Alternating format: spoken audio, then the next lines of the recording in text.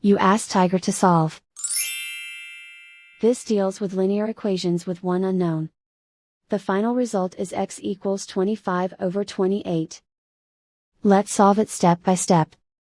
Simplify the expression. Group the coefficients.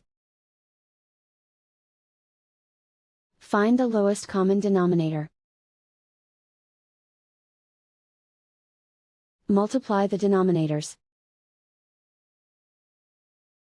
Multiply the numerators.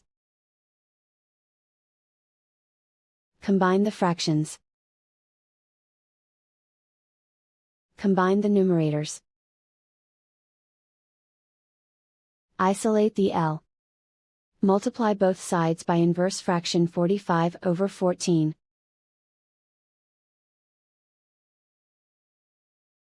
Group like terms. Multiply the coefficients. Simplify the fraction. Multiply the fractions. Simplify the arithmetic.